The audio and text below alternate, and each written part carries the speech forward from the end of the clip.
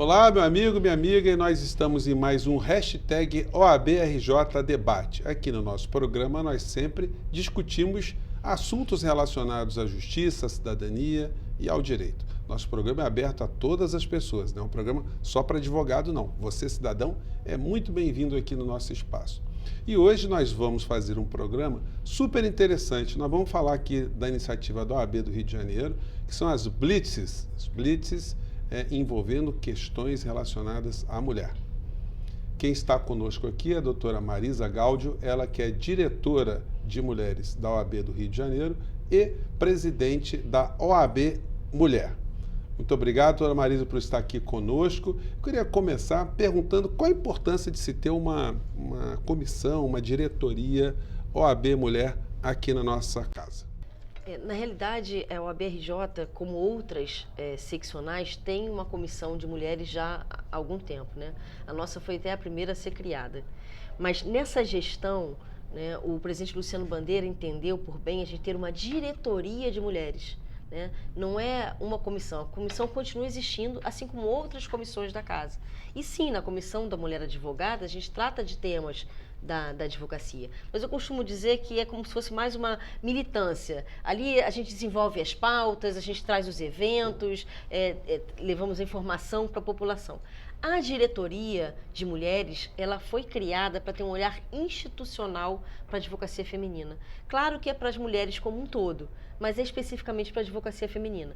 E assim a gente está interligada com as subseções. Então eu tenho uma coordenadora por região. Né? Então, por exemplo, a região norte e noroeste, a região sul fluminense, tem uma coordenadora da diretoria que nos ajuda a fazer essa ligação entre a subseção e a seccional naquilo que é pertinente à advocacia feminina. E como é que está lidar com as questões de gênero hoje numa situação onde o país está tendo alguns retrocessos nessa temática? Realmente a gente está vivendo um momento difícil. É um momento em que, mais do que nunca, as mulheres precisam se unir em torno dessas pautas e que os homens venham também debater, né? Porque a sociedade precisa se envolver com várias questões da mulher que, na verdade, repercutem para as famílias, repercutem no ambiente de trabalho, né? Não é uma coisa simplesmente, é só da mulher e só compete a ela e só dá problema para a mulher. Não, é como um todo, né? Então, a gente criou, por exemplo, né, agora na diretoria de mulheres, uma coisa chamada Blitz da diretoria de mulheres. O que essa Blitz faz? A gente vai aos fóruns, e o nome é Blitz porque a gente não avisa que vai, né? Para saber se as prerrogativas da advogada estão sendo respeitadas. E aí nós temos uma gama de questões referentes a prerrogativas de gênero que muitas vezes passam despercebidas pelas pessoas, porque o homem advogado, ele sofre violações de prerrogativas, a mulher também, né? Mas algumas a gente sabe que ocorrem por conta do gênero, especificamente. Então, nós temos, por exemplo, a Lei Júlia Matos, que é uma lei que já tem mais de 2 anos, que ela trata de prerrogativas para a mulher grávida e a mulher mãe. Então, a mulher, através dessa lei, ela advogada, ela tem o direito de ter preferência em audiência, sustentações orais, por conta de estar grávida ou estar amamentando. A mulher grávida, advogada grávida, não tem que passar pelo detector de metais, que a maioria dos fóruns tem. Né? É uma outra coisa que está na Lei Júlia Matos. Né? Estacionamento, uma vaga de carro nos fóruns, a mulher grávida também tem essa prerrogativa. E, inclusive, se ela for a única advogada do processo, ela pode pedir, comunicar ao juízo, comunicando também aos seus clientes, né, que ela vai ter o seu filho, então nos 30 primeiros dias ela não vai ter nem audiência, nem prazo. Agora, ano passado nós fomos muito a diversos fóruns falar sobre isso com juízes, ainda pela Comissão da Mulher, não tínhamos ainda a diretoria, e a gente percebeu que não havia o conhecimento de grande parte dos magistrados sobre essa lei, que é uma lei federal. Alguns até tinham conhecimento, mas pasme, a maioria das coisas não são cumpridas. Foi uma das razões que o Luciano justamente quis criar a diretoria, para ter mais força, para ser realmente um órgão, fazer parte do órgão institucional com a visão para a mulher específica para as questões da advocacia feminina. Doutora Marisa, no Poder Judiciário, no Ministério Público, Defensoria Pública e a advocacia, é muito mais visível a presença de mulheres.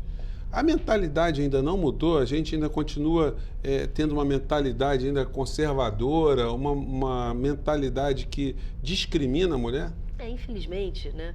Apesar de você constatou bem, nós já somos mais da metade, né? Inclusive de advogadas. Mas a gente tem dois fatores. Primeiro que essas advogadas, elas estão pelo meio do caminho, né? Elas entram nos escritórios, elas estão ali trabalhando, mas poucas estão ascendendo, não só as gerências, como as sócias de grandes escritórios. É um fenômeno que a gente chama de teto de vidro, porque não é aparente que segura as mulheres de forma vertical, essa ascensão das mulheres. Isso em todos os espaços de poder da sociedade. Isso é um trabalho que a gente precisa fazer sempre, né? Cada vez mais, para mostrar, né, que a mulher tem que receber o mesmo salário que o homem, ela tem que ter a avaliação dela feita pelo currículo, né? E não se ela vai casar, se ela quer ter filhos. Não raro nas entrevistas é um assunto que surge para a mulher. Mas você tem filhos? Com que você pretende deixá-los para você vir trabalhar? Questões que não se pergunta para um homem. E isso atrapalha a vida profissional da mulher. Então, embora tenhamos mulheres em alguns espaços, eu acho que ainda não somos maioria nos espaços de poder. Acho não, tenho certeza. A maioria não. E algumas mulheres que ascenderam, algumas, não disse todas, também não têm um olhar para essa pauta feminina. Muitas vezes as mulheres não estão preocupadas com isso, né? Muitas vezes elas sofrem violências das diversas formas, mas não sentem algumas como violência de gênero. Então, vou te dar um exemplo. A gente fez uma blitz em Iguaba Grande, porque uma juíza, mulher, né, diz que tem que ter uma vestimenta ideal, uma vestimenta que ela diz, como nas palavras dela, adequada para ingressar ao fórum, e ela entende que essa adequação seria, no máximo, 5 dedos acima do joelho, tanto para saia quanto para vestido. Imagina se ela fosse muçulmana, todo mundo ter que entrar de burca. Então, a advogada chega lá e se ela não está dentro desses padrões, ela é impedida de entrar ao fórum. Mas como é que eles fiscalizam esse tipo de coisa? A pessoa que fica na porta já do fórum, que é o agente de segurança do próprio fórum, né, diz, olha, você pode entrar, você não pode entrar. E nós fomos, inclusive, de propósito, né, nessa blitz, e a vice-presidente da Comissão da Mulher Advogada, Rebeca Servais, foi barrada. Eu fiquei até muito chateada porque eu não fui barrada, o vestido estava próximo ali. Eu falei, eu não vou ser barrada? E o segurança me disse, não, a senhora olhou assim, a senhora pode entrar.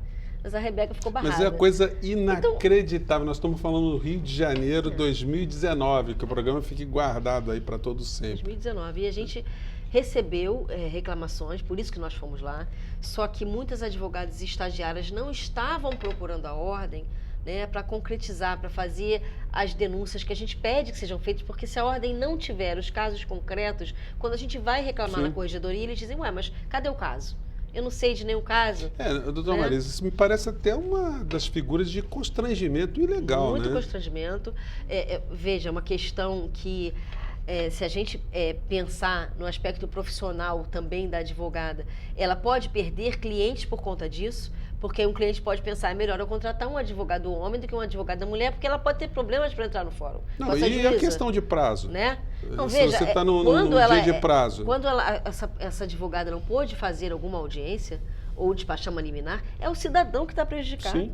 Que a violação de prerrogativas é isso. Você viola prerrogativas da advocacia, você está afetando o cliente, que é o cidadão que tem o direito de acesso à justiça. Essa situação é uma situação pontual no Fórum de Iguaba ou a gente está tendo outras notificações semelhantes em outros cantos? No caso, eu acho que tão gritante quanto Iguaba, eu só vi lá, porque lá, inclusive, tem um papel na porta do fórum com um vestido que a juíza entende como adequado, cumprimento adequado, para você olhar como se fosse um modelo, se pode entrar ou não. E a gente conversou com ela e realmente ela disse que ela tem esse tipo de cuidado, segundo ela, para vestimenta no fórum, porque se as mulheres forem com vestido muito curto, elas vão tirar a atenção dos homens e eles vão desfocar da audiência, né, desfocar do processo para olhar para elas. É um constrangimento para a mulher enorme. É a mesma coisa do que você dizer, com uma saia curta ela vai ser estuprada. Sim, é o mesmo pensamento. Isso tem a ver com culpabilizando a mulher por alguma coisa que né? Porque o homem vai ficar olhando para ela. A culpa é dela, né? Sim. Isso tem alguma coisa a ver com religião? A senhora percebeu alguma coisa? Olha, nesse dia não, pelo menos ela não comentou nada. Eu acho que é uma questão realmente do machismo histórico e estrutural da nossa sociedade, está nela também, né? E nós temos casos assim em outras partes do país. Eu não vi tão grave quanto esse, mas a gente tem casos de advogada que não pôde entrar para fazer audiência também porque estava sem manga, né? O vestido curto também já vimos outras vezes. A questão é que o tribunal não pode ditar as regras da vestimenta da advocacia. Né? E a gente também precisa entender que as mulheres, elas não têm que usar terno, porque apesar do tribunal não ditar a vestimenta, né, o terno da advocacia, a não ser em sessões, como é que a gente diz, até as vestitalares, né, para questões assim, por exemplo, segunda instância, às vezes até em determinados tribunais você tem que colocar aquela vestimenta preta, né, no STF, por exemplo, e tal. Mas não nessas questões mais de você despachar um processo, fazer uma audiência. Isso, na realidade, se convencionou o terno. A OAB também não estipulou isso, mas seria a OAB que deveria estipular. Né? Se alguém estipular, seria a OAB. Porque tudo que tem a ver com advogado e advogada é OAB, né? E a mulher, ela já não tem uma vestimenta assim que você possa dizer, olha, é com essa roupa aqui que ela vai para o fórum. Ela pode usar um vestido, ela pode usar uma saia, ela pode usar uma blusa com manga ou sem manga, ela pode colocar um terninho também. Então, como é muito subjetivo, é muito difícil também a gente dizer, né, o que pode e o que não pode. É claro que a OAB não está defendendo que você vá ao fórum... De biquíni. Exatamente, sem bom senso. Nada de atentado ao pudor. Mas, fora isso, como eu falei, é muito subjetivo. Às vezes, com essa juíza, por exemplo, nós perguntamos, se for uma advogada com um vestido muito justo, super colado, mas for até o joelho, não tem problema. Num outro fórum, pode ser que alguém diga assim, colado, não pode, curto pode. E como é que a advogada maquiagem, fica? Piercing, tatuagem, aí... E se você é de outra comarca e apareceu lá para fazer uma diligência naquele momento e não sabe qual é o vestimento que aquele fórum e entende como adequado, então isso não é possível, né? Bom, como o nosso programa está quase terminando, passa rápido, a OAB Mulher está fazendo outros tipos de blitzes? Então, a diretoria de mulheres tem essa blitz, que é para verificar o cumprimento de prerrogativas. E a gente vai de acordo com as denúncias. A gente iniciou em Iguaba. A gente recebe muitas vezes pelo Facebook, a gente sempre pede, por favor, mande para nós, diretoria DRI.mulheres@oabrj.org.br. Vamos repetir, vamos tentar colocar aí debaixo aí do nosso monitor. E não precisa ser mulher para fazer a denúncia, não. Qualquer pessoa... se deparando com esse tipo de situação, pode reclamar. Inclusive, se a coisa chegar a um extremo, inacreditavelmente temos que recomendar se chamar a polícia. Não é isso, doutora Maria? Infelizmente. Nesse caso, a gente mandou. Você imagina, o que veio para a gente, mandamos para a comissão de prerrogativas. Você imagina perder um prazo. Já fez, exatamente. O advogado tem que registrar ali que está acontecendo essa situação de alguma maneira. Nós achamos que poderíamos até sair de lá presas, realmente. Acho que alguma coisa assim poderia acontecer. Faça o enfrentamento necessário e teria que ser feito. O caminho que a OAB faz e fez, né, é ir à corregedoria, representar contra a juíza. E agora nós estamos aguardando o desfecho, né? Mas aconteceram outras coisas, outras advogadas vieram depois denunciando e não parou. O que é bom, porque a gente precisa que as pessoas tenham coragem mesmo de falar. Mas não é uma situação contraditória, porque nós víamos, né, que as mulheres estavam cada vez mais se afirmando em várias conquistas, vários segmentos, vários direitos, e de repente não parece que é um pouco uma ideologia de retrocesso? Eu acho que nós estamos vivendo no país uma época de retrocesso em ideias, né? As pessoas confundem muito algumas questões. Muitas vezes eu já ouvi, para que uma diretoria de mulheres se não tem uma diretoria de homens? Vejam, na nossa casa, nossa instituição, a grande maioria dos espaços de poder ainda está com os homens. Então não precisamos de uma diretoria de homens. Eles já estão em quase todas as diretorias.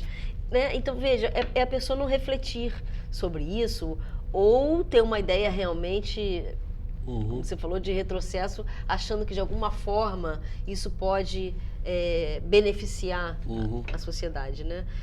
Eu já ouvi muito também se dizer, poxa, não, antigamente era melhor, as pessoas não se divorciavam, os casamentos duravam mais tempo. Há que se ver também de que forma. Né? Então, se você tem hoje um divórcio, você pode casar e se divorciar no dia seguinte, isso não vai acelerar os divórcios. mas muita gente vivia em separação de fato. Sim. Né? Não fazia o divórcio, mas já estava separado. Então, são questões que a gente tem que ter um olhar, né, sem preconceito. Doutora Marisa, o tema está muito bacana, nós vamos te convidar novamente a estar conosco aqui, mas infelizmente nosso hashtag OABRJ Debate fica por aqui. A gente queria te agradecer e te convidar para, assistindo o nosso programa no YouTube, você dá o clique, você dá o positivo, dá o joia, compartilhar com seus amigos. E eu quero mais uma vez agradecer a doutora Marisa Gáudio, que é diretora de mulheres e presidente da Comissão da Mulher aqui da OAB do Rio de Janeiro. Eu fico por aqui, um grande abraço e até o nosso próximo programa. Tchau.